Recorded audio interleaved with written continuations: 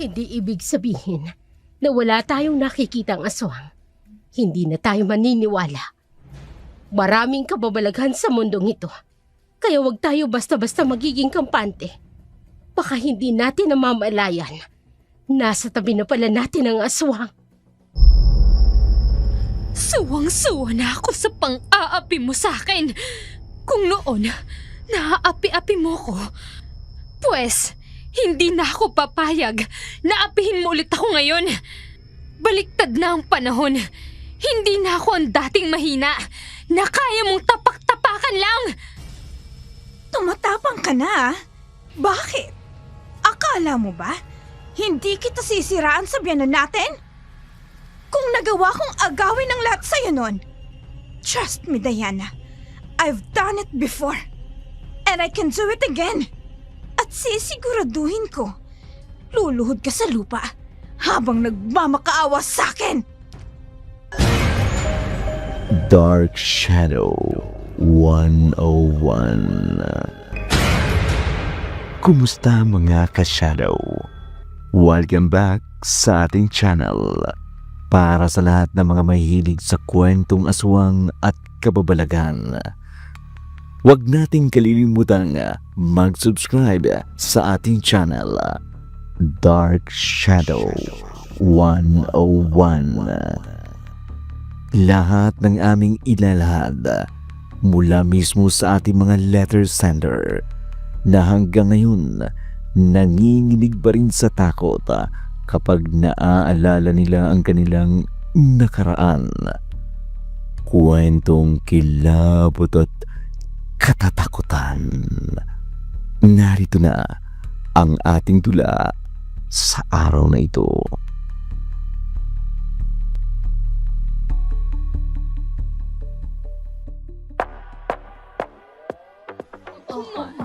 Kumusta na pala yung negosyo niyo? Okay naman. Kumusta po kayo? Anong ginagawa mo dito? I don't owe you an explanation kung bakit ako nandito. I'm here because I belong. But, Bitawan mo ko. no! Hindi ka belong dito. Hindi ka ba nahihiya?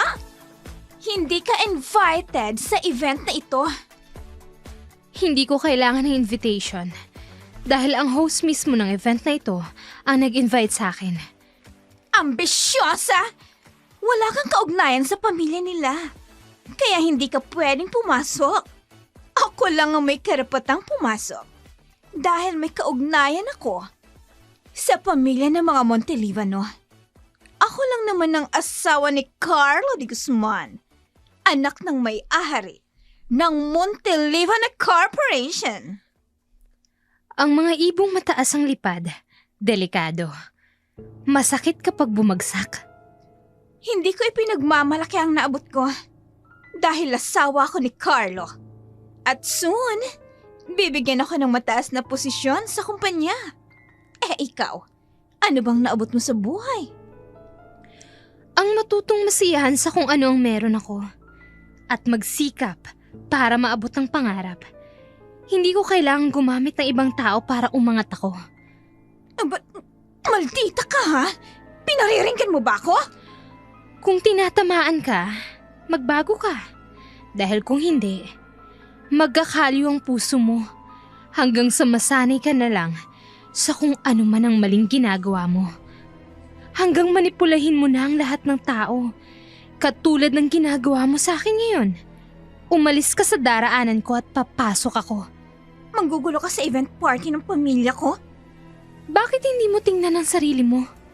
Kung sino ang nanggugulo sa atin dito. Tahimik akong dumating pero hinaharangan mo ko. Hindi ako papayag na pumasok ka dito. At hindi ako papayag na guluhin mo ang parting ito.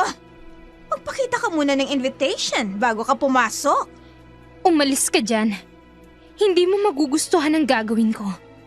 Ang gagawin ko, ang hindi mo magugustuhan. Aray ko! Bitawan mong buhok ko, ano ba? Kalit ka rin kinapanlabas nang malaman mo kung saan ka lugar na babagal. Aray ko! Diyan ka sa labas. Hindi ka talaga marunong mahiya, no? Noon pa man, high school pa lang tayo, lagi ka nang nasa gilid. Binubuli, walang pumapansin. Kung wala kang kahihiyan sa sarili mo, ang ginagawa ko mismo ang magpapahiya sa'yo. Tandaan mo to, Diana. Sa harap ng mga bisita, ikaw ang katawa-tawa. Nakikita niyo ba ang babaeng ito? Wala namang kaugnayan sa mga Montelivano, pero nagpupumilit na pumasok. Talaga ba? Sino ang katawa-tawa sa ating dalawa? Ikaw itong parang batang inagawan ng candy. Hindi ka na nahiya? Private event ito ng Montelivano tapos ginugulo mo? Umalis ka na dito. Dahil kung hindi, hindi lang yan ang aabutin mo sa akin. Umalis ka na! Hindi ako aalis. Tumabi ka dyan. Talagang hindi ka marunong magtanda, ha? Anong nangyayari dito? Anong kaguluhan ito? Mama, mabuti naman po narito ka na. Iyan kasing babaeng yan. Dumating dito at nagpupumilit pumasok kahit wala namang invitation sa party. This is ridiculous. Diana, iha, ayos ka lang ba? Ayos lang po ako. Medyo nadumihan lang po yung long dress ko. Jade, hindi ka dapat basta-basta nang aaway na lang. Tingnan mo ang nangyari kay Diana. Magkakilala kayo, Mama? Oo, magkakilala kami. Higit pa sa magkakilala. Dahil si Diana ay manugang ko rin. Pilas mo siya, Jade. Wait, what? Teka, hindi ko maintindihan. Akala ko po ba, si Carla lang ang anak niyo? Meron pa kaming isang anak, Jade. Nakababatang kapatid ni Carlos si Miguel, ang asawa ni Diana. Katunayan, kasabay ng event na to ay ang pagpapakilala din kay Diana bilang aming manugang. What the hell? Paano ba yan, Jade? Maaari ka na bang tumabi sa daraanan ko? Kailangan na namin pumasok sa loob. Mukhang naiinip na ang mga tao na makilala ko. No, this can't be. Hindi pwede maging hipag ang babaeng yan. Tara na po sa loob, Mama, Papa.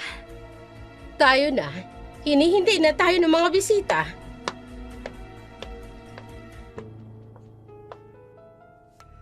Naiwan sa labas ng hotel si Jade. Madilim na sinundan ito ng tingin si Diana at ang kanyang mga biyanan.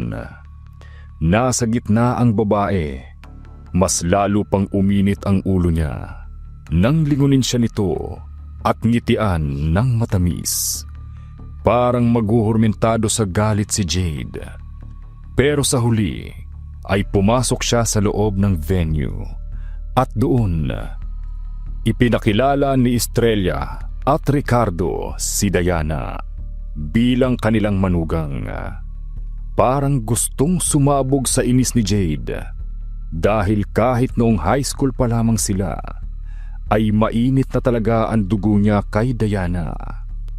Samantala, pagkatapos ng event na yon ay umuwi na sila. Sakay ng kotse ay pansin ni Carlo ang kawalan ng mood ni Jade. Jade, kanina ko pa napapansin. Tila wala ka sa mood. May problema ka ba? Bakit hindi mo sinabi sa akin? May kapatid ka pa pala. Ha? Si Miguel? Bakit? Paano mo nalaman ang tungkol sa kanya? Kanina ko lang nalaman, Carlo. Napahiya ko sa harapan ng mga magulang mo. Teka, ano bang nangyari? Si Diana. Pinaalis ko siya sa venue kanina. Dahil akala ko, nag-gate crush siya sa event. Tapos yun, malaman lamang ko, asawa pala siya ng kapatid mo? Hay, may nakababata nga akong kapatid at si Miguel yun. Nakalimutan ko lang na banggitin sa'yo. Parte na ako ng pamilya niyo, Carlo. Tapos, wala ka man lang balak sabihin sa akin na may kapatid ka pa pala? What's the big deal? Pag-aawayan pa ba talaga natin to? I honestly don't see why this should turn into fight? Just because I didn't mention I have a younger brother? Ang point ko dito, napahiya ko kanina.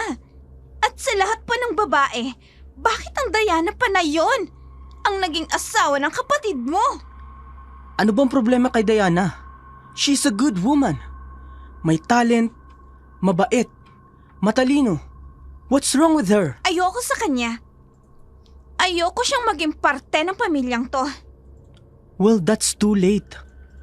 Dahil asawa na siya ng kapatid ko. At bilas mo na siya. Nakakainis!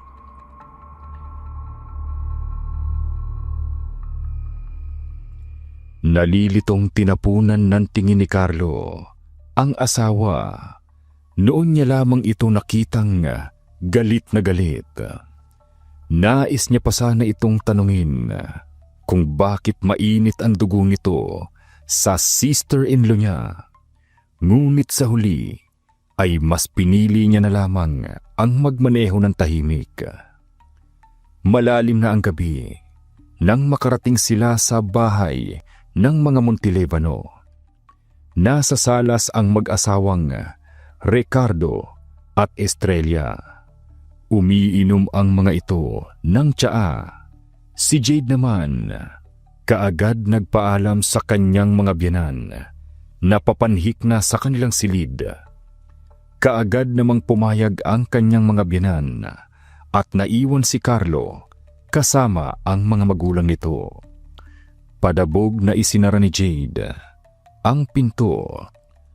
Pagkapasok niya ng silid nila ni Carlo, inis niyang itinapon ang kanyang handbag sa kama. Pwisit! Bakit ba sa lahat ng tao sa mundong ibabaw, ikaw pang naging bilas ko, Diana? Pwisit kang babae ka. Hindi ka talaga mawala-wala sa landas ko. High school pa lang tayo. At tribida ka na sa buhay ko! Pero huwag ka mag-alala. Dahil sa pagkakataon na to, sisiguraduhin kong ako ang magiging reyna ng pamilya Montelivano at hindi ikaw. Lalong-lalo na ang asawa kong si Carlo ang panganay na anak. Kaya sigurado akong sa kanya ibibigay. At sa akin ang pamamahala ng buong negosyo ng pamilyang ito. At pag nangyari yun, makukuha ko ng lahat. Ng pera, ng lahat-lahat sa mga Montelivano. At magiging mayamang-mayaman na ako. As in super yaman! Ayos ka lang ba, Jade? Bakit ka tumatawa ng mag-isa? Ako? Tumatawa? Hindi Naku, guni-guni mo lang yun. Pwede ba, Carlo? Hayaan mo muna ako. Pagod ako eh. Gusto ko nang magpahinga. Ako rin. Marami kasing inutos si Mami at Daddy kanina. Mas mabuti pang magpahinga na tayo. Okay. Magsha-shower lang ako. Bilisan mo lang para makatulog na tayo. Hindi pa rin nawala ang inis ni Jade. Dahil sa pangyayari, lihim din siyang nabwisit sa asawa niyang si Carlo. Dahil ang buong akala niya ay nag-iisang anak lamang ito ng mga Montelivano. Lumipas ang mga araw. Isang balita ang nagpabigla kay Jade. Nasa harap sila ng board meeting kasama ang mga kasosyo sa negosyo ng pamilya ng kanyang asawa nang i-announce mismo ng biyenan na ang magiging vice president ay si Diana. Halos sumabog sa galit si Jade dahil inaasahan niyang sa kanya mapupunta ang naturang posisyon. Kaya naman, nang makita niyang nagtungo sa banyo si Diana, ay kaagad niya itong sinundan. Ha? Nananadya ka ba talaga? Anong ibig mong sabihin? Anong ibig kong sabihin? Una, inagawan mo na naman ako ng pwesto. Ako dapat ang karapat-dapat na maging vice president ng kumpanya at hindi ikaw. Pasok ba ang qualification mo para maging isang vice president? Iniinsulto mo ba ako? Nakapagtapos ako ng college. In short, may pinag-aralan ako. Hindi ko kine-question ang pinag-aralan mo. What I mean is, do you have the qualities to become a vice president?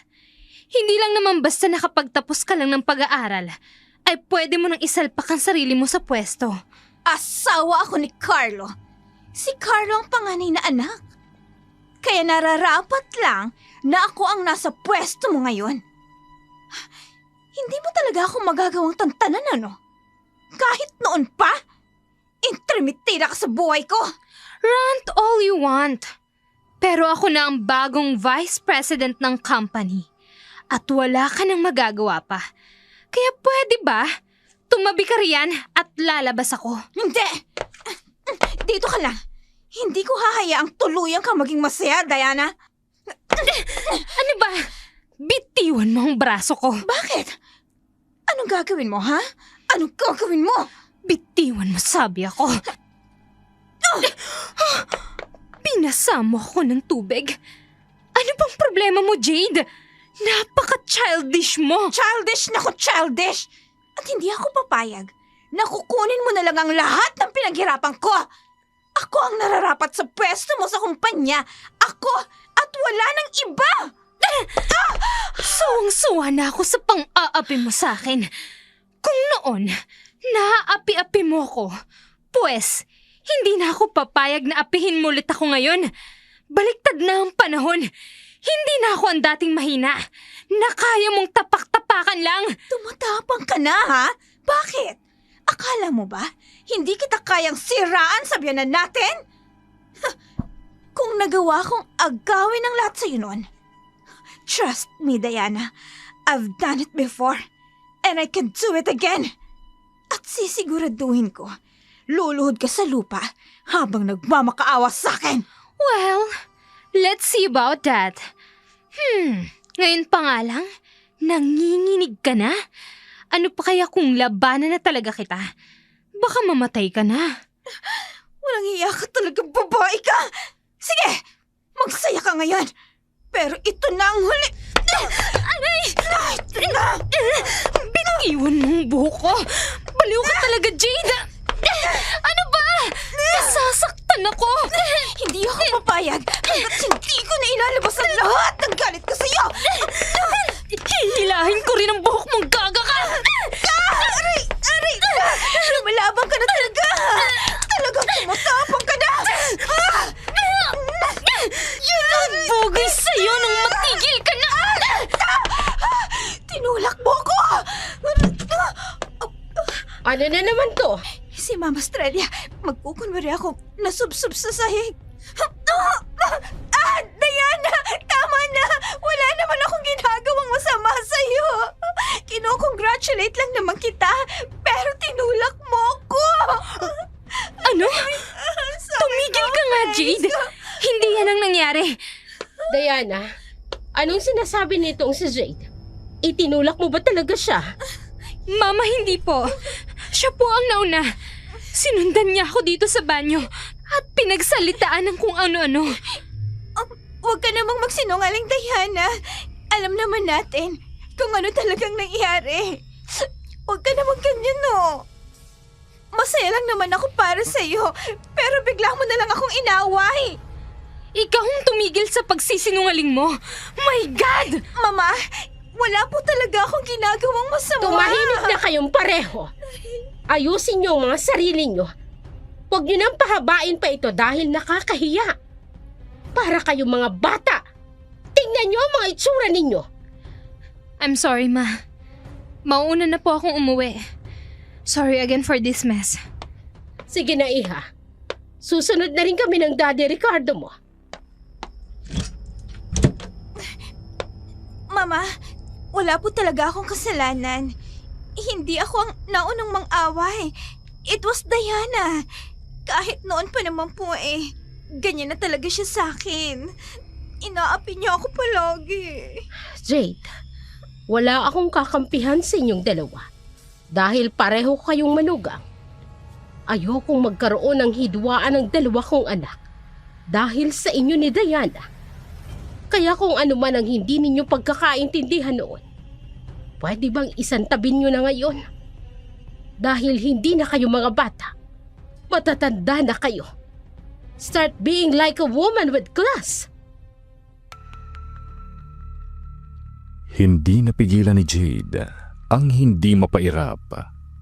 Kung tutuusin, mabait si Estrella bilang isang biyanan. Istrikta ito, ngunit nasa lugar. Isang bagay na ayaw ni Jade sa matandang babae dahil hindi niya magawang manipulahin ito kagaya ng nais niya. Kaya naman, pagkatapos ng banggaan nilang yon ni Diana, ay umuwi na rin siya sa malaking bahay. Pagkarating niya doon, ay kaagad niyang kinausap ang asawa niyang si Carlo na nagtataka pa kung bakit mainit na naman ang kanyang ulo. Umuwi galing sa opisina. Ano na naman nangyari sa'yo? Bakit mukhang mainit na naman ang ulo mo? Yan ang gusto kong pag-usapan natin, Carlo. Alam mo ba, may bagong vice president na ang kumpanya. Talaga? Oo.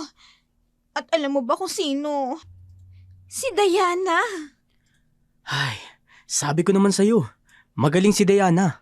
Matalino. Deserve niya din naman ang maging vice president. What? Yan lang ang sasabihin mo? Carlo, ako dapat yun. Sa akin dapat yun. O kung hindi man yun para sa akin, sa'yo dapat. Dahil ikaw ang panganay na anak. Pero tingnan mong pinili mo. Nagkasya ka sa maliit na negosyong ibinigay sa'yo ng mga magulang mo. You could have been the CEO.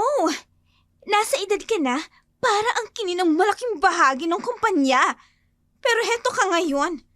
Kusang ibinabao ng sarili mo sa putek at namamahala ng isang maliit na farm. Ay, Ano? Yan lang ang isasagot mo sa akin? Isang buntong hininga? Come on, Carlos. Kumilos ka naman. Isipin mo naman ako. Isipin mo ang future natin. hindi ko pwedeng gawin ang gusto mo. At bakit naman hindi? Anak ka nila, Carlo. Mas malaki ang karapatan mo. Dahil ikaw ang panganay. Pero pinili mong maging pabaya. Tahimik kang nanunood habang ang bunso mong kapatid at ang napakagaling mong hipag ang kumakamkam ng lahat ng dapat ay sayo. Hindi ka nila nire-respeto, Carlo. Dahil hinahayaan mo lang sila. Kaya ano pang hinihintay mo? Kumilos ka, gumalaw-galaw ka, huwag kang babagal-bagal. Huwag mong hayaang apakan ng nakababata mong kapatid ang karapatan mo bilang isang panganay. Dahil kapag tuluyan na nilang inagaw yan, wala nang maiiwan sa'yo. Hindi ko nga pwedeng gawin ang gusto mo, Jade. Bakit nga hindi? Nasa iyo ang lahat ng karapatan. Ang sabihin mo, duwag ka. Hindi ko pwedeng gawin ang gusto mo. Dahil ampun lang ako. Ano? Ampun lang ako, Jade. Hindi nila ako tunay na anak. Kaya wala akong karapatan. Sa lahat ng meron sila, iniahon lang nila ako sa kanalulubugan kong lusak noon. Malaki ang utang na loob ko sa pamilya ng Montelivano. Ampun ka? Bakit hindi mo sinabi sa akin? Bakit ngayon mo lang sinabi sa akin? Jade, kung mahal mo ko, hindi mahalaga yun sa'yo. Mahal tayo ng kinikilala kong magulang. Hindi. Hindi, Carlo. Kahit ampun ka, may karapatan ka pa rin. Dahil inampun ka nila, sa batas, may karapatan ka pa rin. Wala nga, Jade. Dahil hindi nila ako legally adopted. Walang papers, okay? Pinatira nila ako, binihisan, pinag-aral, at tinuring na tunay na anak. At sapat na yun sa akin. Dahil hindi ako naghahangad ng kayamanan nila. Bobo ka! nagbago ka, Carlo. Hindi ka nag-iisip. Akala ko naman matalino ka, pero napaka-bobo mo! Ano bang nangyayari sa'yo? At bakit tinatawag mo akong bobo ha? Magdahan-dahan ka, Jade. Totoo naman ang sinasabi ko, Carlo! Alam mo kung saan ako galing. Ayoko nang bumalik sa pusali. Akala ko, nag-iisang anak ka ng mga magulang mo. At ayos na sana sa akin kahit may kapatid ka. Pero punyeta ka! Ampun ka! At hindi ka pa legally adopted! Ano ba naman yan? Kaya pala, nagkakasya ka lang sa kung anong ibinibigay nila sa'yo. Palaging kulang, palaging maliit. Tulad mo! Ngayon minamaliit mo na ako. Ang kapal ng mukha mo. Binihisan kita. Tinulungang makapagtapos ng pag-aaral. Tapos, ito lang ang igaganti mo sa akin? Dahil nalaman mong wala akong makukuha sa mga umampun sa akin? Oo! Ano ba sa tingin mo ang dahilan kung bakit ako nakipagrelasyon sa'yo? Akala ko ba mahal mo ako, Jade? Mahal? In this economy? Oh, come on! Wagas na pag-ibig? Huwag mo nga akong patawanin, Carlo. Kaya ako nakipagrelasyon sa'yo ay dahil sa pera. Pera, Carlo, pera! Na akala ko'y mamanahin mo. Pero wala. Wala naman pala akong mahihita sa'yo. Dahil ni isang patak ng dugo ng mga Montelivano, wala ka.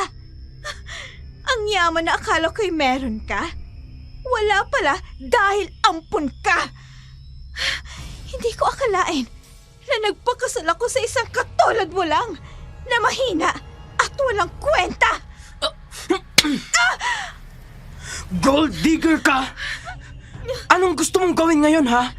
Makikipaghiwalay ka sa akin? Oo, Carlo! Makikipag-iwalay ako sa'yo! Wala na akong pakialam sa'yo! Wala kang kwenta! Ampan! Hindi ko na naisip maging asawa ang isang katulad mong walang pera! Napakasama mo, Jade! Wala kang kwentang babae! Sana, hindi na lang kita nakilala! Sana, hindi na lang ako pumatol sa'yo! Pinagsisisihan ko ring pinakasalan kita! Oo, talaga? Talaga? Oh, come on now! Huwag mong babalik-tarin ang usapan. Dahil mas ako ang nagsisisi na pumatol ako sa iyo. Ang gusto ko yung mayaman. Gusto ko yung maman, Carlo. Hindi maging asawa ng isang ampan na katulad mo. Lumayas ka dito! Lumayas ka! Lumayas ka! Bago pa kita mapatay na hayop ka! Talagang lalayas ako dito! At ito ang tandaan mo, lahat ng meron ng pamilya mo, sasairin ko. Kaya manood ka. Dahil kaya kong gawin yun, ako mismo ang gagawa. Mapapasakin ang lahat ng meron ang mga Montelivano. Lumayas ka na! At huwag ka nang babalik! Kung hindi, papatayin kita! Nag-alsabalutan si Jade. Dala ang mga mamahaling gamit na bigay sa kanya ni Carlo noon. Maging ang kotse ay dinala niya. Pagkatapos ay ibinenta niya ang mamahaling wedding ring niya at nagtungo sa bahay na regalo sa kanila ng kanyang mga biyanan. Nagpupuyo sa galit si Jade dahil sa kanyang nalaman. Wala na siyang mahihita pa kay Carlo. Kahit kasal sila, dahil isa itong ampon, kaya nag-isip siya ng paraan para maisagawa ang kanyang planong makuha ang malaking kayamanan sa pamilyang umampon sa kanyang asawa. Good morning, Papa. Magandang umaga din sa'yo, Jade. Halika, maupo ka. Salamat po, Papa.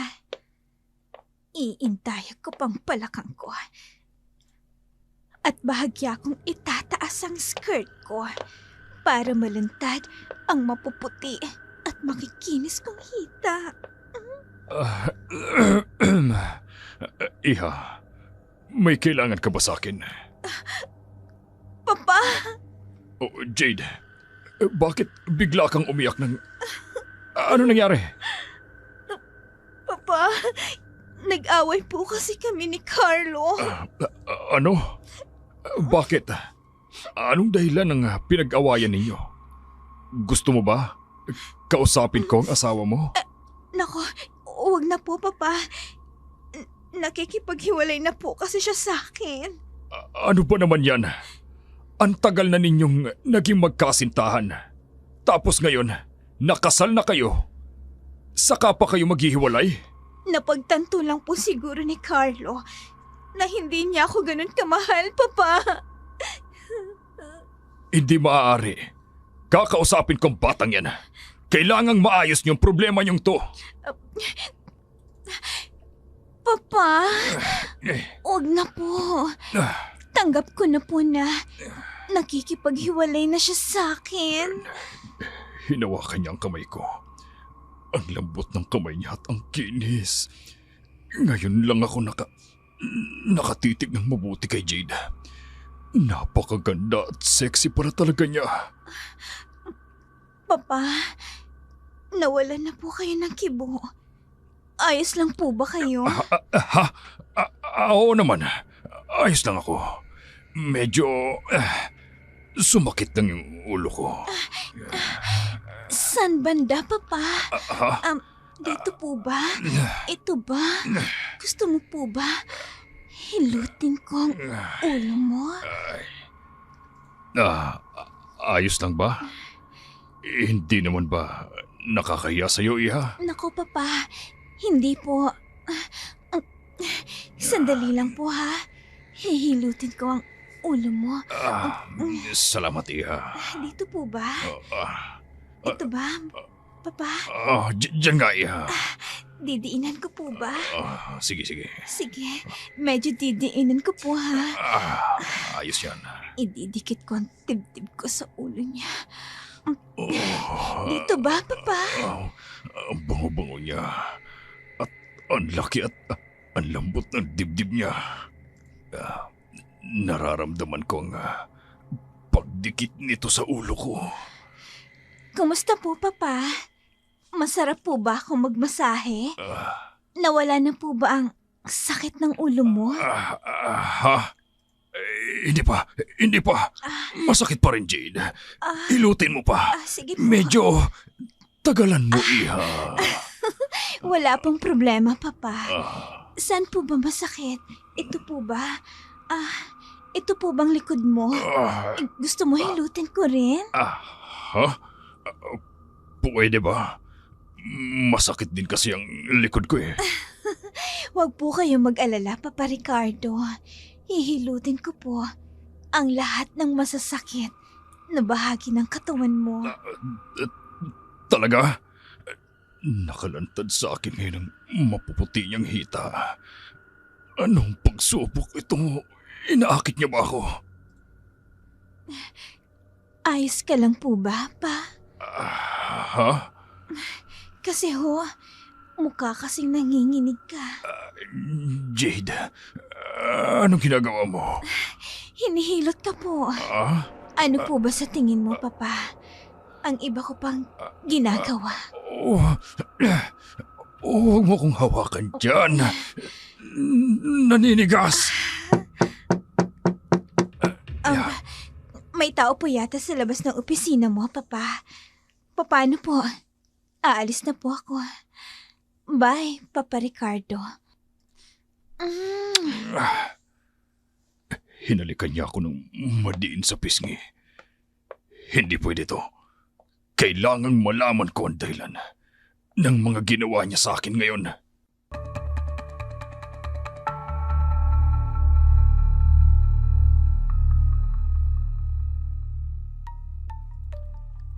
Lumabas si Jade mula sa opisina ng kanyang biyanang si Ricardo. May nakapaskil ng ngiti sa kanyang mga labi. Nadaanan niya ang nagtatakang sekretarya nitong si Mindel. Ngunit hindi na niya ito pinansin.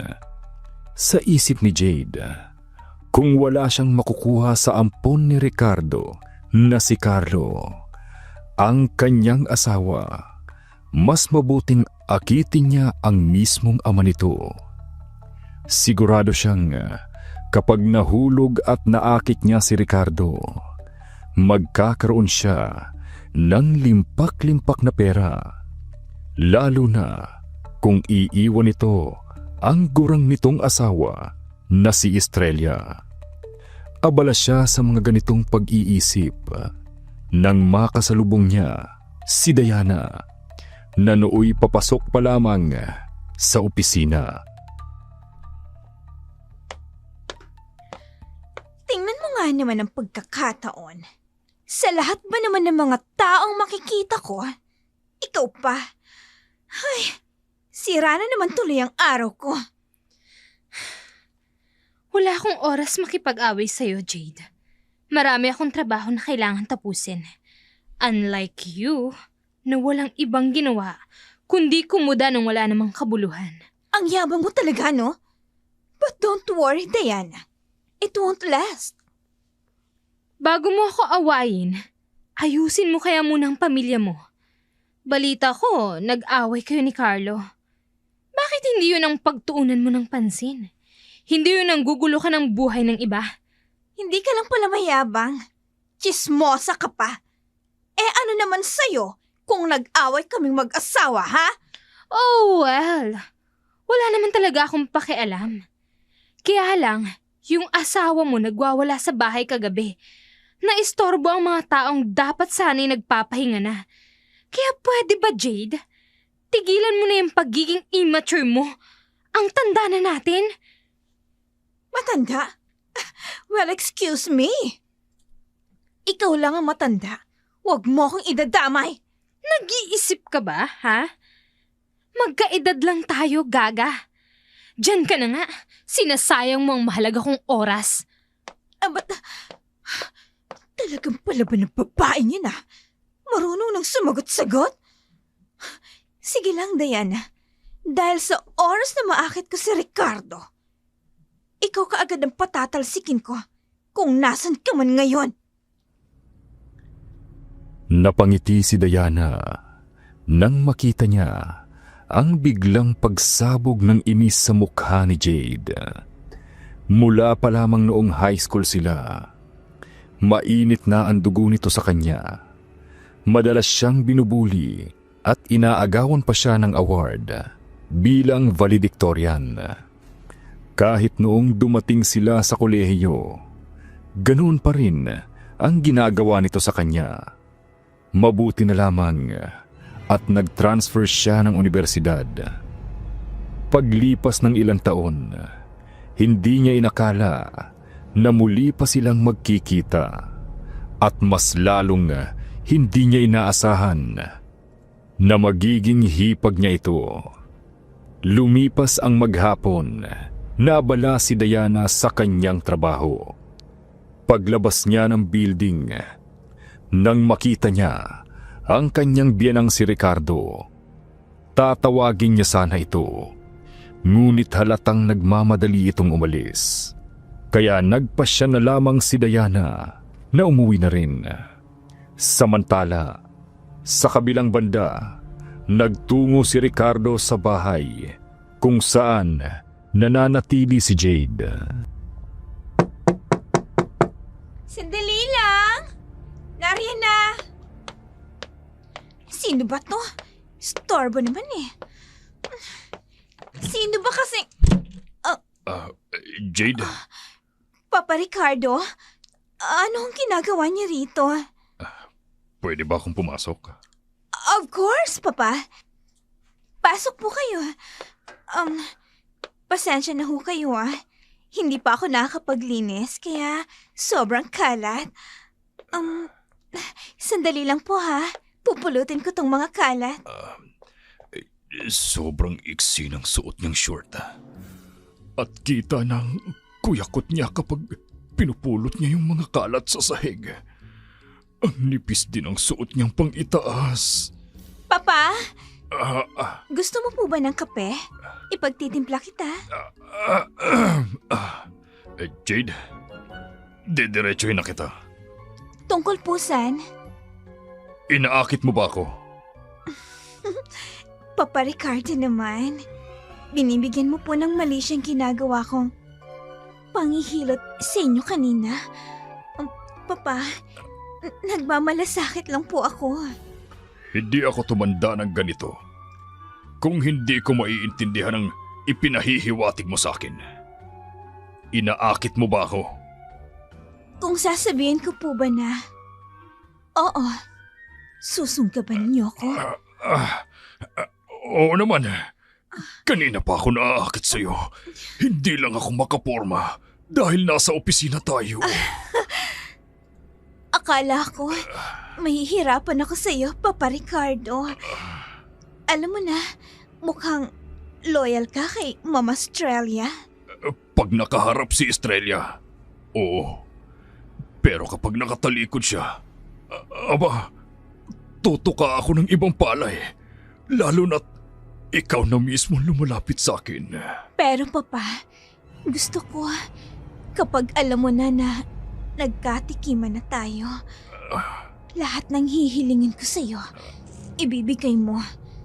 Magagawa mo ba yun para sa akin? Oo naman. Oo, magagawa ko yun. Basta, pagbigyan mo na ako, Jade. Matagal na akong naaakit sa kagandahan mo. Noon pa, pero dahil asawa ka ni Carlo, pinigilan kong sarili ko. Pero ngayon, akin ka na. Halika dito. Lumapit ka na sa Papa Ricardo mo. Oo, papalapit na ako sa iyo. Halika dito. Sandali lang, Papa. Isasara ko lang ang bintana. Masayang masaya si Jade dahil nagtagumpay ang balak niyang akitin ang kanyang matandang biyanan. Ginawa nila ang makawundong kasalanan sa sala at sa halos bawat sulok ng kabahayan. Habang si Jade ay nagmamaniobra at kumokontrol sa lahat. Samantala, habang nagpapakalunod sila sa kanilang kamunduhan, sa bahay naman ng mga Montelebano ay naghihintay si Estrella sa salas. Iyon ang nadatnan ni Diana nang papasok sana siya sa kusina upang kumuha ng maiinom na gatas. Tiningnan niya ang wall clock. 11:11 na ng gabi, kaya't may pag-aalala niyang nilapitan si Estrella. Mama, gising pa po kayo.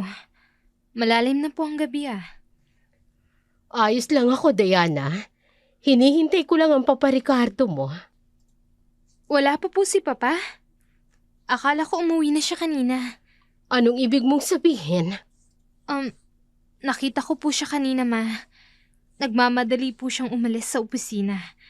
Kaya akala ko po umuwi na siya. Mga anong oras mo siya nakita? Mga 5:30 po ng hapon. Ma, baka may dinaanan lang po si Papa na mga kaibigan. O kaya may ka-meeting siya. Hindi siya basta-basta uuwi ng late nang hindi nagsasabi sa akin, Diana. Pero huwag kang mag-alala. Ako nang bahalang maghintay sa kanya sa pag-uwi niya. Ganun po ba, Ma? Tiyan nga po pala. Ayos ka lang po ba? Bakit po tinitingnan mo ang reflection mo sa stainless steel? Napapabayaan ko ng sarili ko. Tumatanda ng itsura ko. Hindi naman po. Ang bata niyo pa nga po tingnan kumpara sa edad niyo, Ma. Gusto niyo po bang pumunta tayo ng salon? May alam po akong magandang salon. Maayos po ang services nila. Tiyak po na magugustuhan niyo. Hindi yun ang kailangan ko, Diana. Huwag kang mag-alala. Kaya ko pang pagandahin ang sarili ko. Hindi ko na kailangang pumunta ng salon. Ganun po ba? Sige po ma, kayo po ang bahala. Iwan mo muna ako, Diana. Gusto ko munang mapag-isa. Okay po ma.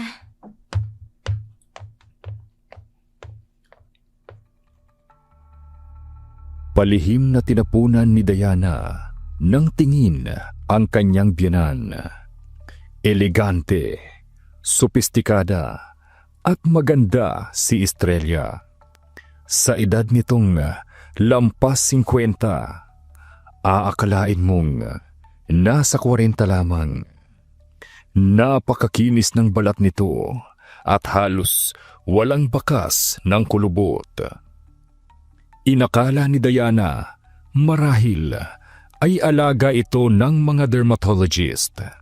Ngunit ni isang beses ay hindi niya ito nakitang pumunta ng salon.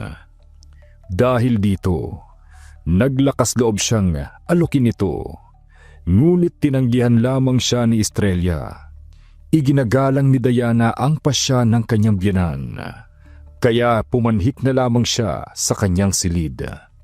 Madaling araw na nang bigla siyang makarinig ng komosyon sa labas ng mansyon. Mando! Asawa ko! Sino may gawa sa'yo nito? Mando! Ay, tulong! Tulong! Aling Maring! Ano pong nangyari? Diyos ko! Mang Mando! Ang asawa ko, Ma'am Diana. Natagpuan ko na lang siya dito na walang buhay. Anong ingay yan? Ma! Si Mang Mando! Bakit? Anong nangyari kay Mando? Doña Estrella! Patay na po ang asawa ko, Mando! Asawa ko! Pinatay po siya! Pinatay ng halimaw ang asawa ko! May malaking butas ang leeg niya. Parang kagat. Oo nga po, ma. Pero walang tumutulong dugo. Putlang-putla na rin ang kulay niya. Hindi tao ang gumawa nito. Aswang ang may gawa nito. Pinatay nila ang asawa ko. Nagkatinginan si Diana at Estrella. Nakaramdam ng kakaibang kilabot si Diana, lalo nang tingnan niya ulit ang bangkay ng kanilang hardinero. Mahilig uminom si Mando. Nananakit rin ito ng asawa. Parehong nagtatrabaho ang mag-asawa sa mansyon ng mga Montelevano. Madalas nilang nakikitang maraming pasasimaring. Habang nasa labas sila, ay tumawag ng otoridad si Estrella upang imbestigahan ang nangyaring krimen. Anong ibig sabihin yung walang dugo si Mando? Imposible namang maubos ang dugo niya na kahit isang patak, walang tumulo sa lupa. Totoo po, Papa. Wala po talagang kahit isang patak ng dugo sa lugar kung saan siya natagpuan. Kahit po yung mga pulis, wala rin pong nakita. Ewan ko. Baka hindi siya dito pinatay. Baka itinapon lang dito ang bangkay niya. Imposible ang sinasabi mo, Ricardo. Dahil ayon kay Marig, magkasama pa sila kagabi. Dahil sinundo niya sa inuman si Mando, ilang minuto lang daw itong nawala. At nang matagpuan niya, patay na. Oh, huwag niyong sabihin naniniwala kayo sa sinasabi ni Maring na iniswang si Mando. Huwag na tayong maglokohan dito. Wala nang aswang sa panahon ngayon. Hindi ibig sabihin na wala tayong nakikitang aswang. Hindi na tayo maniniwala. Maraming kababalaghan sa mundong ito. Kaya huwag tayo basta-basta magiging kampante. Baka hindi natin namamalayan. Nasa tabi na pala natin ang aswang. Ano ka ba naman, Estrella? Huwag ka nga magsalita ng ganyan. Ang tatanda na natin. Nagpapaniwala ka pa rin sa walang katuturang bagay. Diana, pwede bang iwanan mo muna kami ng Papa Ricardo mo? Sige po, Pa. Bakit mo naman pinaalis yung manugang mo, Estrella? Baka mamaya, ano pang isipin niya? Ako, Ricardo, hindi mo inaalala kung anong iisipin ko? Anong ibig mo sabihin? Saan ka nagpunta kagabi? Sa ano? Sa kaibigan natin. Sinong kaibigan? Estrella naman. Kailangan ba lahat ng lakad ko dapat alam mo? Siyempre, dahil asawa mo ko. Kasal tayo. Ina ako ng anak mo. Siguro naman naiintindihan mo kung anong gusto kong iparating, hindi ba? Hindi kita niloloko, Estrella. Napakatagal na nating kasal. Ngayon pa ba ako magloloko? Mabuti kung ganun, Ricardo. Dahil kilala mo naman ako. Mabait ako sa mabait. Pero masama akong magalit. Ang pinakaayaw ko sa lahat, yung niloloko ako. Huwag kang mag-alala. Kailanman, hindi kita lolokohin. Namamawis ang mga palad ni Ricardo, lalo na habang direktang tinititigan siya ng kanyang asawa. Habang umiinom ito ng paborito nitong pomegranate juice o mas kilala bilang katas ng prutas na granada. Ang pulang likido na tumutulo sa labi ng kanyang asawa na nagmumula sa iniinom nitong juice ay lalong nagpapadagdag ng kaba kay Ricardo. Ngunit sa tuwing naiisip niya ang mainit na tagpong pinagsaluhan nila ni Jade, nawawala ang takot na nararamdaman niya. Kaya naman, maaga na namang umalis si Ricardo, ngunit hindi siya dumiretso sa opisina. Sa halip, nagtungo siya sa bahay ni Jade. Ang lakas mo ngayon, Papa Ricardo. Pinagod mo ako.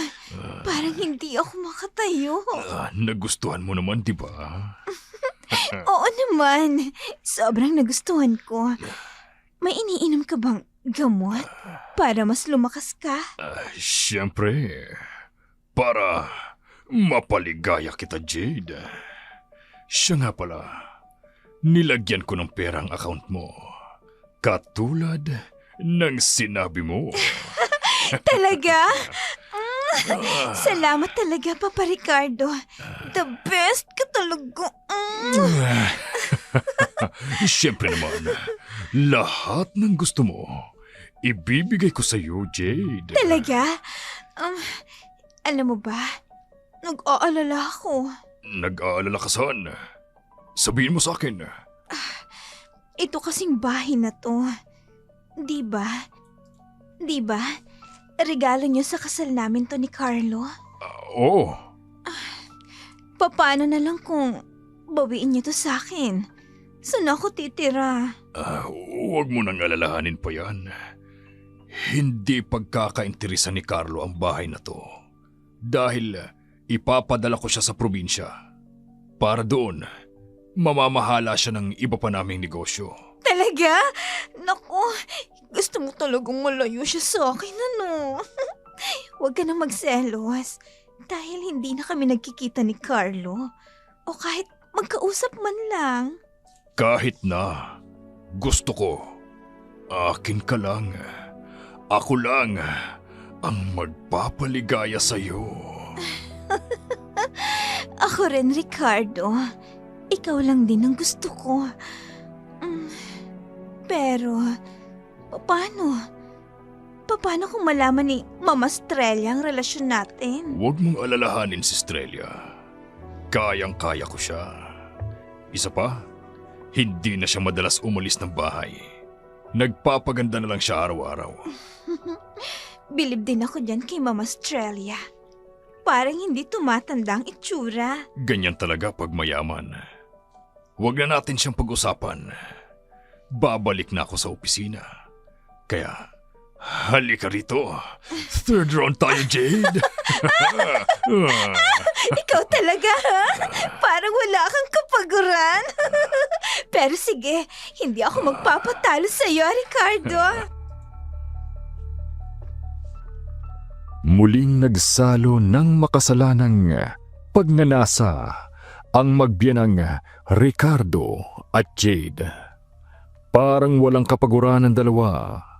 Hapon na nang dumating sa opisina si Ricardo, kaya tambak ang mga papeles na kailangan itong pirmahan.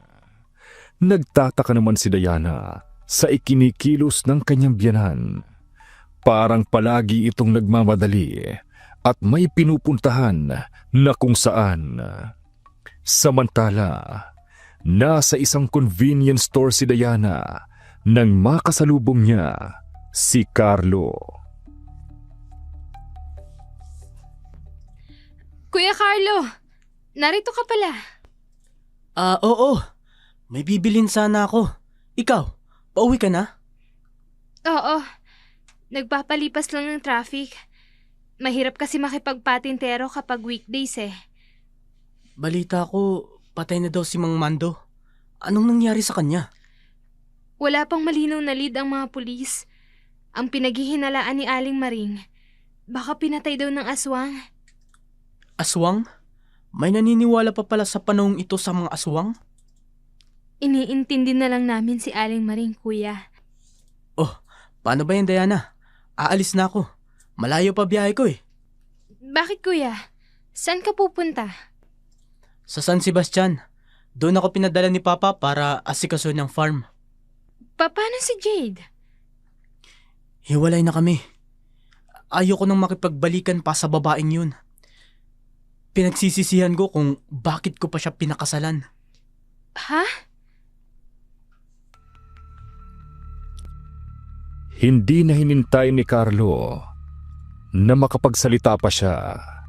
Kaagad na itong nagpaalam na aalis na.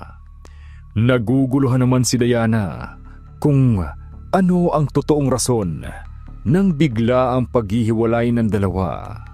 Lalo na't ayon sa kanyang biyanan na si Estrella ay matagal na naging magkasintahan si Carlo at Jade. Sapul pa lamang nang nag-aaral pa lamang ang dalawa sa kolehiyo. Pero kapag naiisip naman ni Diana kung anong klaseng ugaling meron ang babae, naisip niya rin na baka yun ang dahilan kung bakit naghiwalay ang dalawa. Samantala, pagka-uwi ni Diana ay nakita niya si Estrella na nasa veranda ito. Nakatanaw sa malayo na tila ba may hinihintay na iparada niya ang kanyang kotse sa garahe. Ay wala pa doon ang sasakyan ni Ricardo. Anong oras umalis ng opisina ang Papa Ricardo mo, Diana? Hindi ko po namalayan, ma. Pero late na po siyang dumating sa opisina kaninang umaga. Ganun ba? Sobrang aga niyang umalis kanina. Tapos late siyang pumasok. Nakapagtataka naman yata. Baka po na traffic lang si Papa. Huwag mo nang hanapan ng dahilan ng mga kakaibang kilos ng Papa Ricardo mo. Po, naku ma. Hindi naman po sa ganon. Diana, bilang isang babae, ito lang ang may papayo ko sa iyo. Kapag ang isang lalaki dumadapo sa ibang pugat, lahat ng kasinungalingan, magagawa at masasabi nila, mag-uumpisa sa uuwi ng hating gabi hanggang sa dumating ang panahon na hindi na sila uuwi ng buong araw.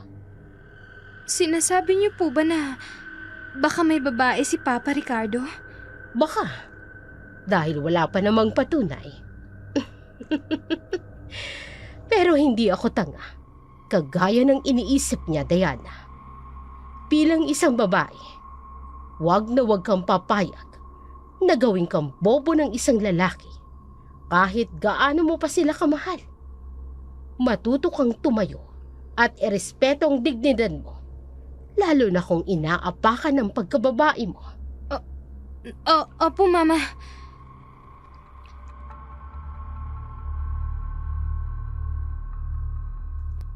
Kita ni Diana ang bagsik sa mga mata ni Estrella. Alam ni Diana na isang strikta at sopistikadang babae ang kanyang biyenan. Ngunit hindi pa niya ito nakitang maging mabagsik at palaban. Matapos nilang tapusin ang kanilang pagkain, maagang pumanhik sa kanilang silid si Estrella. Naiwan naman ni Diana sa sala at nakipag-video call sa kanyang asawang si Miguel. Aakyat na sana siya sa kanyang silid nang biglang bumukas ang pinto at pumasok si Ricardo. Hindi siya nito napansin na nakaupo sa isa sa mga couches. Madilim sa may bandang kinaroroonan niya. Habang dumadaan ito, nalanghap niya ang isang pabangong pamilyar sa kanya. Doon, nangunot ang noo ni Diana at naisip ang sinabi ng kanyang biyenan. Kaya naman, kinaumagahan, maagang pumasok si Diana at binantayan ang kilos ni Ricardo.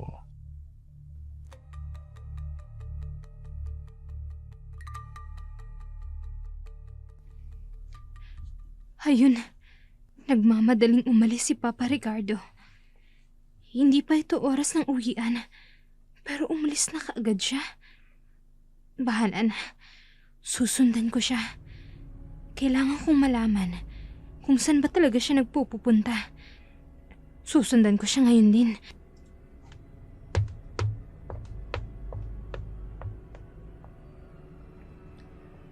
Nagmamadali si Dianang sumakay ng isang public transpo. Hindi niya ginamit ang kanyang sasakyan dahil ayaw niyang mapansin siya ng kanyang biyenan na sinusundan niya ito. Medyo mahaba ang naging biyahe nang lumiko ang sasakyan ni Ricardo sa isang lumang kalsada. Ay kaagad na sinabihan ni Diana ang driver na sundan ito. Nang huminto ang sasakyan nito, ay pinahinto rin ni Diana ang ilang metrong layo ang kanyang sinasakyang sasakyan at sinabihan niyang hintayin siya nito. Wala siyang pakialam kung abutin man ng libo ang metro niya. Ang gusto niya lamang ay malaman kung may babae nga ba si Ricardo. Ayun, kumatok siya sa isang pinto. Sinong nakatira sa bahay na yan? Bumukas ng pinto. At sinong... Si Jade! Halika, pumasok tayo. Miss na kita. Ako rin, Ricardo. Ew! Naghalikan sila. Kukunin ko ang cellphone ko. Kukunin ko sila ng video. Ayan. Nakakadiri ka, Jade. Nakipaghiwalay ka kay Kuya Carlo. Tapos, inakit mo ang binan natin. Ayun, pumasok na sila sa loob ng bahay. Lalapit ako. Hahanap ako ng pwesto na pwede ko silang kunin ng video. Lumapit si Diana sa bahay. Maingat ang kanyang kilos. Ayaw niyang makalikha ng anumang ingay na maaaring makaistorbo sa dalawa habang gumagawa ang mga ito ng milagro. Nang makalapit na si Diana sa bintana, ay kaagad niyang kinuna ng video ang dalawa. Napatakip pa siya ng tenga dahil napakaingay ng ungol ni Jade. Nang makontento na sa kanyang nakuhang ebidensya, ay nagpasya na siyang bumalik na sa sasakyan.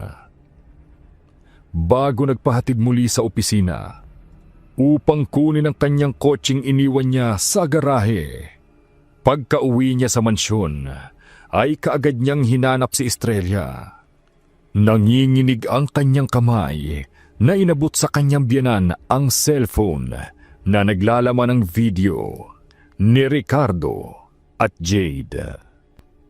Akalain mo nga naman, pinalamon, pinatira, at tinanggap ko siya kahit hindi ko gusto ang ugali niya. Pero dahil mahal ko si Carlo, bilang anak, ay tinanggap ko siya. Tapos eto lang ang gagawin niya. Aahasin niyang magaling kong asawa. Ma, ano pong balak mong gawin? Ako nang bahala doon, Diana. Masaya ako dahil tinulungan mo ko na malaman ang buong katotohanan. Gusto ko lang naman pong makatulong, Ma. Alam ko yun. Kaya dahil dyan, gusto kong magbakasyon ka na muna. Bakasyon ho? Saan naman po? Pumunta ka sa Europe. Sundan mo si Miguel doon. Tulungan mo siyang mag-manage ng kumpanya doon. Pero, paano po ang negosyo natin dito, Ma? Ako na munang bahala sa negosyo natin dito. Huwag mo kong alalahanin. Kaya ko ito. Pero, Tatawagan ko si Miguel. Sasabihin ko sa kanya ang plano mo. Alam kong matutuwa siya. Matagal na rin siyang nakikiusap na kung magbabakasyon siya dito sa atin, para naman magkasama na kayo. Ito na ang pagkakataon mo, Diana. Tumango na lamang si Diana sa utos ng kanyang biyenan. Halos 2 taon na silang kasal ni Miguel. At sa Maynila sila nanatili noon. Hanggang sa kinailangan nitong pumunta sa Europa upang asikasuhin ang negosyo ng pamilya nito na nakabase roon. Matagal na rin nilang napag-usapan ang pagbisita niya sa Europa. Ngunit hindi nabibigyan ng pagkakataon dahil maraming trabaho siya sa Pilipinas. Hindi niya rin maunawaan ang bigla ang pag-uutos ng kanyang biyenan na pumunta siya sa Europa. Ngunit ngayon pa man, wala siyang magagawa kundi sundin ito. Kaya naman, bago siya umalis, napag-isipan niyang pumunta sa mall upang mamili ng mga pampasalubong niya kay Miguel. Doon niya namataan si Jade at Ricardo na namimili ng mamahaling cellphone. Nang makita niyang nagpaalam ang babae kay Ricardo, agad niya itong sinundan.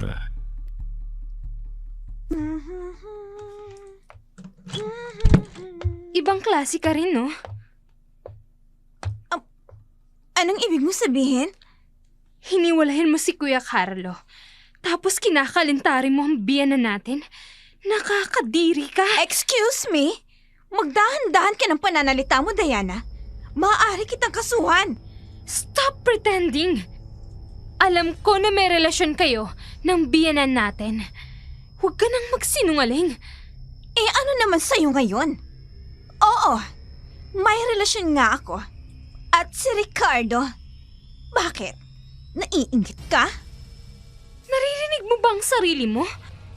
Bakit ko naman kaiinggitan ng malaswa mong gawain? Wala ka na ba talagang respeto sa sarili mo? Pati biyenan natin, pinatulan mo. Huwag ka nga magsalita. Dahil wala kang alam. Hindi mo alam ang rason kung bakit ko ginagawa ito. Kahit ano pang rason mo, mali pa rin ang ginagawa mo.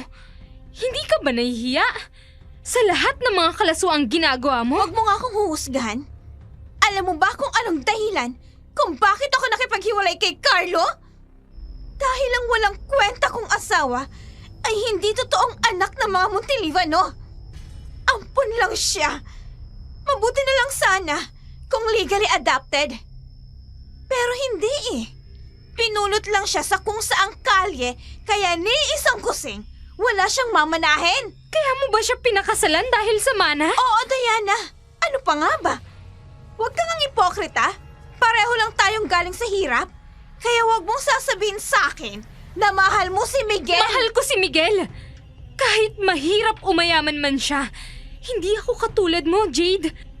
Sinasamba ang pera at kayamanan. Yan ang kaibahan natin, Jade.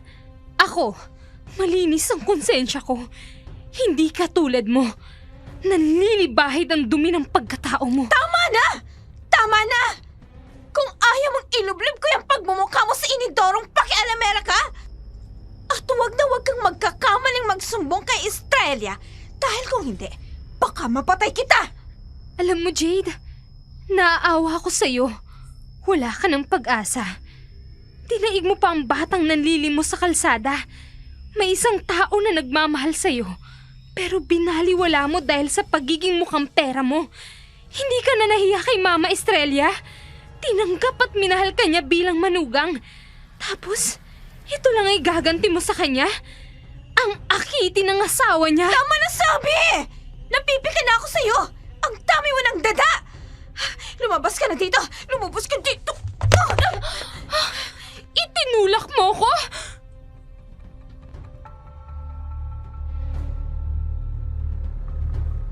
Pinagtitinginan si Diana ng mga tao. Nakita niya rin na namataan siya ni Ricardo, kaya kaagad itong nagkubli sa loob ng tindahan ng mga sikat na cellphone. Malamang ay alam na nitong nagpang-abot sila ni Jade sa loob ng public comfort room. Pagkatapos ng tagpong yun, ay umalis na rin si Diana at dumiretso ng uwi. Tinawagan niya muna si Miguel. Ayaw niya pa sanang sabihin dito kung ano ang mga nangyayari. Pero napilitan siya, lalo na nang kulitin siya nito. Hindi ito makapaniwala na magagawa ng kanyang ama ang panluloko sa kanilang ina. Kaya naman, nakiusap ito sa kanya, wag muna siyang sumunod sa Europa. Sa halip, at ito na lamang ang uuwi at mag-file ng vacation leave. Umuo na lamang si Diana. Dahil mas maganda nga kung mananatili muna siya sa Pilipinas, lalo na at nasa vulnerable state ang kanyang biyanang babae dahil sa pagtataksil dito ng asawa nito. Pagkatapos nilang mag-usap ni Miguel, ay bumaba na sa kusina si Diana. Pero wala doon si Estrella. Kahit nang tanungin niya si Maring, wala rin itong alam. Kaya nag-alala si Diana kung saan maaaring nagpunta si Estrella.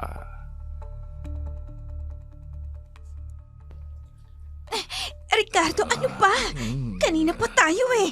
Pagod na ako. Bakit parang wala kang gana? Ayaw mo na ba ng ginagawa natin? Kasi naman naiinis ako.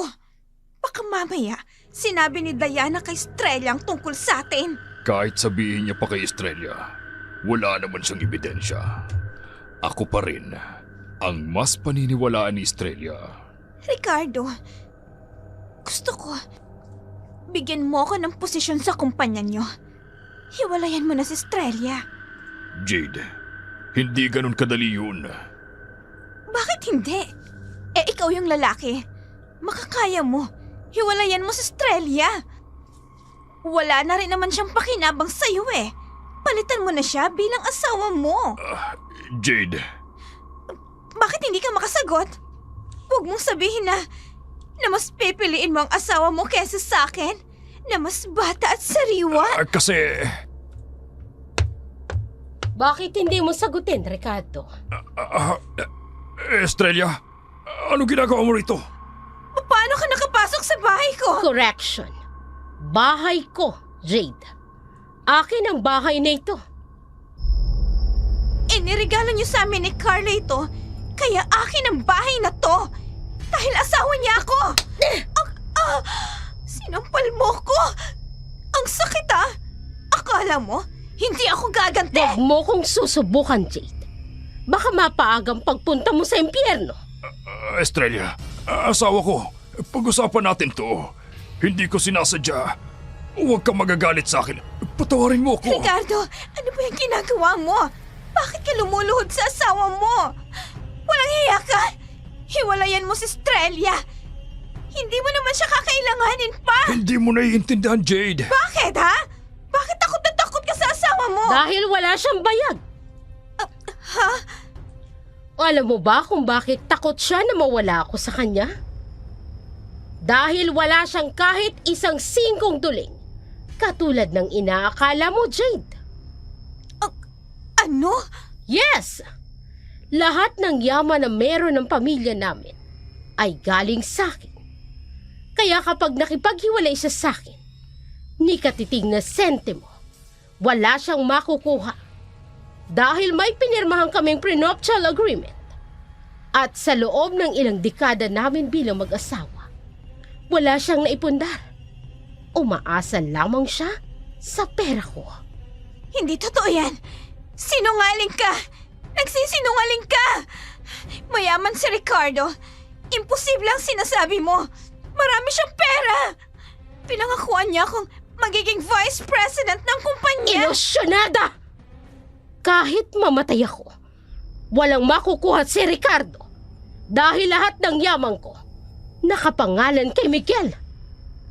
Kawawa ka naman. Ibinenta mo ang katawan mo sa asawa kung palamunin ko rin lang. Yan ang pagkakaiba natin, Jade. Ako, may sariling pera. Kaya hindi ako aasa sa isang lalaki para lang maiahon sa kahirapan. Ikaw, isa kang malandi, tamad, at gustong makuha ang pinaghirapan ng iba. Hindi totoo yan. Sinungaling ka. Walang iya ka, Ricardo. Bakit hindi mo sinabi sa akin na katulad ka rin ni Carlo?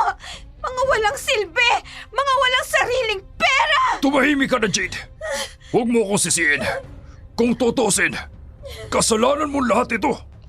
Dahil isa kang malanding higad. Ako pa talaga ang sinisisi mo? Walang iya kang matanda ka. Tumigil kayo! Umiinit ang dugo ko sa inyong dalawa. Pareho lang kayong makakating higad. Sandali! Ano gagawin mo sa akin? Teka! Ano ba? Bakit niyo ako tinatali? Estrella, anong gagawin mo sa amin? Asawa ko, patawarin mo na ako. Hindi na ako uulit. Estrella, kung ano man ang binabalak mo, parang awa mo na. Huwag mong itutuloy. Magsitahimik kayong dalawa! Natahimik si Ricardo at Jade. Nakaramdam ng takot si Ricardo nang makita ang namumulang mga mata ni Estrella. Tila ba nagkulay dugo ang mga yun. Samantalang si Jade naman ay panay ang mura sa gilid dahil sa galit at inis. Sumapit ang dilim. Nakatali pa rin sila habang si Estrella ay umiinom ng alak sa sofa. Walang damit si Jade at Ricardo, kaya ramdam nila ang nanunuot na lamig na nagmumula sa aircon. Lalo na nang laksan pa ni Estrella ang buga ng hangin ng aircon. Nanginginig na sila Jade at Ricardo, pero parang walang naririnig si Estrella sa pakiusap ng dalawa sa kanya. Hanggang sa sumapit ang 10:00 ng gabi, angat na ang sinag ng buwan na nagmumula sa labas. Nagtataka si Jade at Ricardo nang unti-unting magbago ang anyo ni Estrella sa kanilang harapan.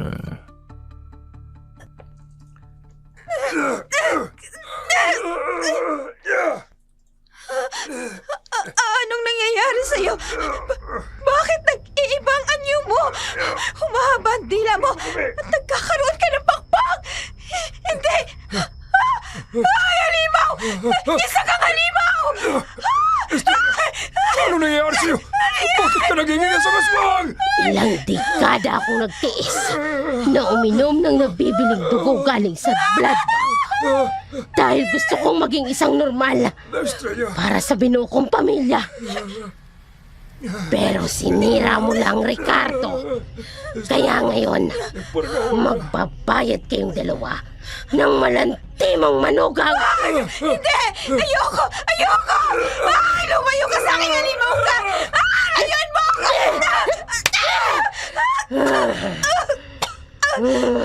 Ang lakas ng pagkakasapal niya! Tumugo ang bibig ko! Noon pa man, hindi na kita gusto. Pero tinanggap kita dahil mahal ka ni Carlo. Pero lumabas din ang tunay mong kulay. Isang malandi, mukhang pera. Kaya ang dapat sa mga katulad mo, mabura sa mundong ito. Hindi! Parang awa mo na! Ayoko! Tulungan niyo ako! Kasalanan mo itong lahat, Ricardo! Niloko mo ko! Pinaasa mo kong marami kang pera! Wala akong kasalanan dahil ikaw mismo ang lumapit sa akin at nilandi ako! Huwag na kayong magsisihan! Dahil pareho kayong may kasalanan. Lalo ka na, Jade. Alam mo ba, nananabik akong uminom ng dugo. Dugo ng isang preskong tao na katulad mo. Hindi frozen na dugo na galing sa blood bank. Huwag mo gagawin sa amin ang anumang pinabalak mo! Huwag mo kaming papatayan!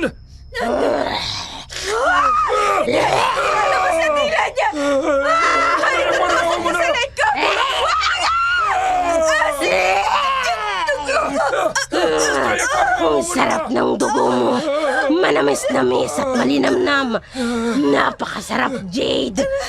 Sasairin ko ang dugo mo. Pagsisisihan mo kung bakit sinira mo ang pamilya ko.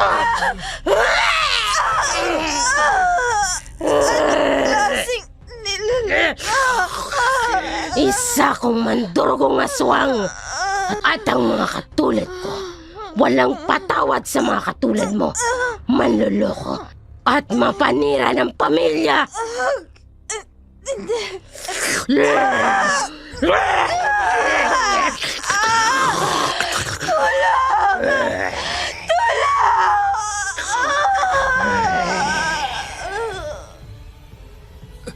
Diyos ko, sinipsip mo ang dugo niya.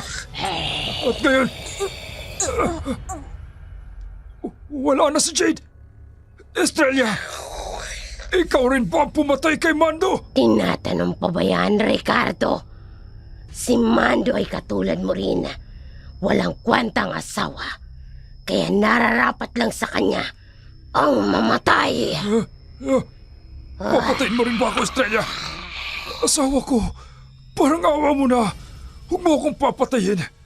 Nagmamakaawa ako sa'yo. Para na lang sa pamilya natin. Ngayon, naisip mo ang pamilya natin. Matapos mo kong saksakin ng patalikod. Estrella, nagmamakaawa ako sa'yo. Huwag mo akong papatayin, asawa ko. Nagmamakaawa ako.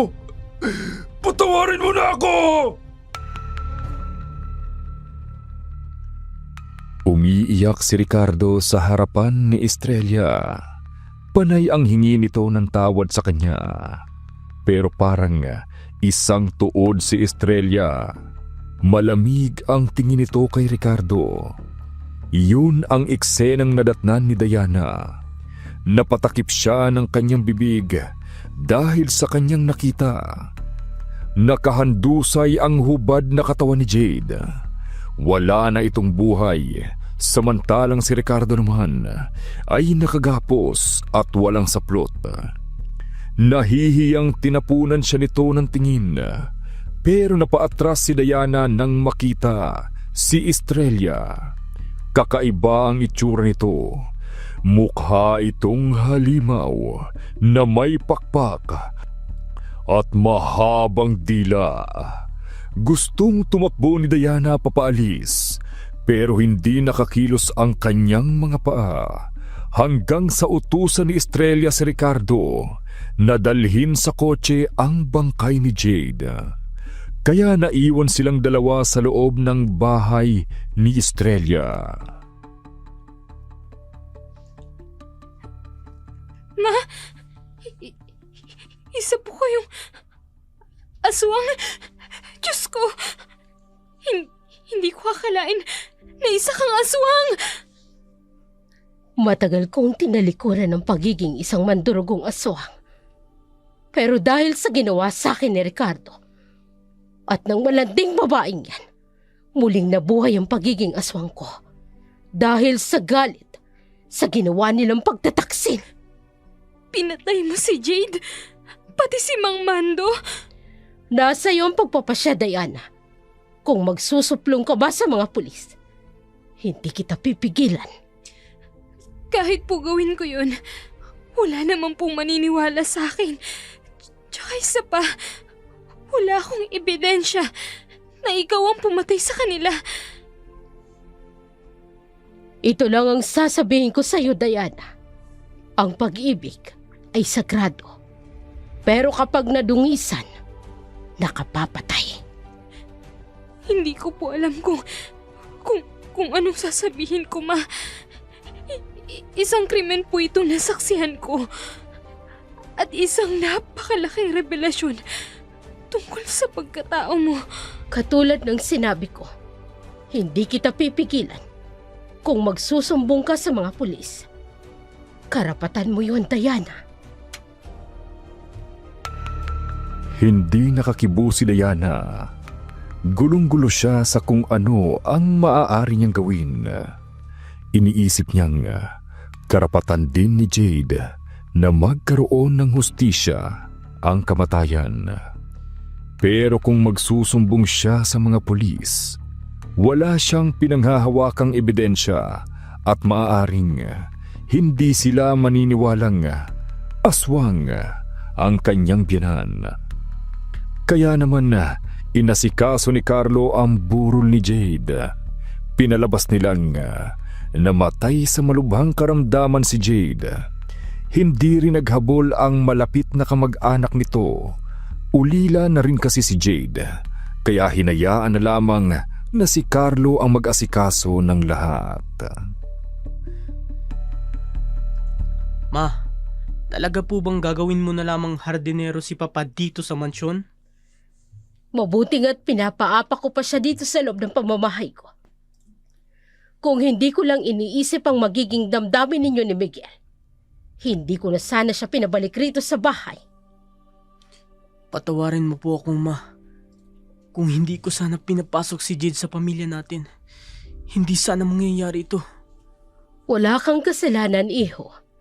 Kasalanan yun lahat ni Jade at ng ama ninyo. Mama, sasama na po ako kay Miguel pabalik ng Europe. Walang problema, Diana. Si Carlo ang sasalo ng pwesto mo sa kumpanya. Pero ma, Deserving ka, Carlo. Anak din kita. Kahit hindi ka nanggaling sa akin, minahal kita bilang anak ko. maraming salamat po. Deserve mo ang lahat ng ito, Kuya Carlo. Lalo na sa kabila ng lahat ng nangyayari. Maraming salamat, Diana. Mag-iingat kayo ni Miguel sa flight niyo pabalik sa Europe. Kayo rin, Kuya. Mag-iingat kayo rito ni Mama Estrella. Umalis si Diana kasama si Miguel patungong Europa. Pilit na rin niyang tinanggap ang katauhan ng kanyang biyanang si Estrella. Hindi niya sinabi kay Miguel ang kanyang natuklasan tungkol sa katauhan ni Estrella. Nanatili iyong lihim. Samantalang si Ricardo naman ay nananatiling tagapagsilbi na lamang sa mansyon ng mga Montelevano. Si Carlo naman ay nakapag-asawang muli ang sekretary ni Ricardong si Mindel. Masaya ang dalawa dahil mapagmahal na asawa si Mindel, hindi katulad ni Jade.